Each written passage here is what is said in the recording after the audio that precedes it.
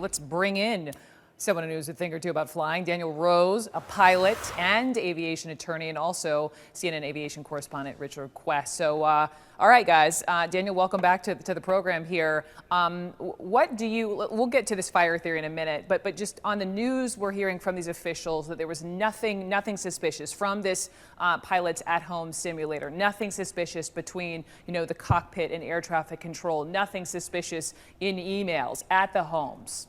Your reaction, Daniel? Yeah, I think that's been the problem all along with this so-called deliberate or hijacking type theory. There just isn't a motive here. You don't have, you have a guy, a captain who's by all accounts a family man and well-respected and an enthusiast about aviation.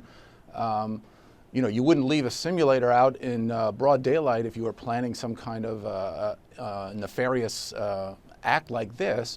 And on top of that, you don't have any sign of the aircraft. You don't have any communications from 239 passengers. You don't have any ransom demands or anything like that. No one claiming responsibility.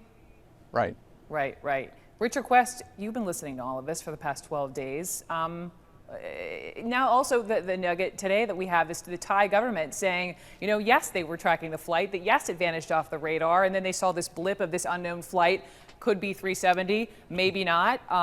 Why are we just now hearing about this on day 12? You're hearing about it on day 12 because everybody's going back to look at their information again. We are looking for definitive answers when people are having to work with some very raw, basic material. So yes, I'm sure the Thai authorities looked at their radar and they've gone back and looked at it again, and then they've checked it. And also, this doesn't really hugely advance our sum of understanding. They may well have told the Malaysians about this earlier in the week. It's another nugget on the table, another piece of the jigsaw on the table. This interesting idea, this Chris Goodfellow article about the fire and well, let's row back just a little bit and not put it down to a fire, because let's just say a mechanical issue. Because once you start talking about a fire, that raises a whole other raft of other issues. But let's say a mechanical issue that overwhelms both the pilots and the plane and leads to its eventual demise. This has always been the most logical, basic aeronautical explanation for what has taken place. It has only one fundamental flaw, which is, and it is this: there were no messages, no ACARS messages received warning about it. And ACARS is so designed that even if to put it, not literally, but even if the toilet fails, certainly if there's a fire in the wheel well and fire sensors are going off, then ACARS would send out an emergency warning to the ground. And we know this.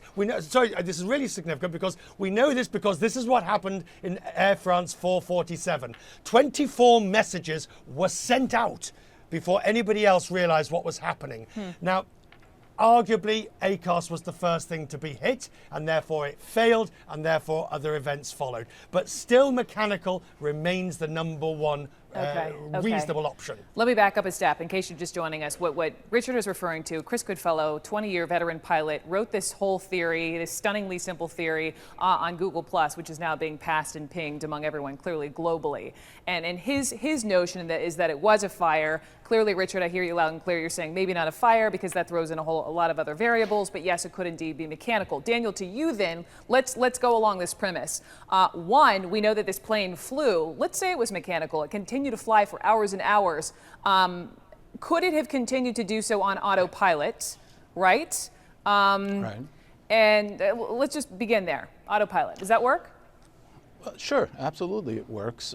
Even with the fire, let's say.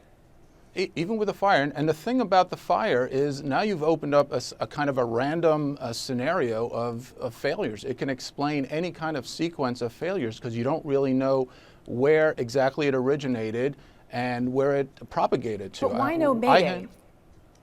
Well, it depends how quickly it starts. That's the other factor. It's very random and it could be expeditious. I handled actually the legal claim arising out of the last Boeing in-flight fire case in Dubai. And it was really incredible to see what systems failed, including the oxygen, including the flight control system. So it really just opens up a random possibility of explanations for this, what seems to us, confusing sequence of events. All these theories, conspiracies, it could have been something as simple as mechanical. Gentlemen, I have to leave it, but thank you so much.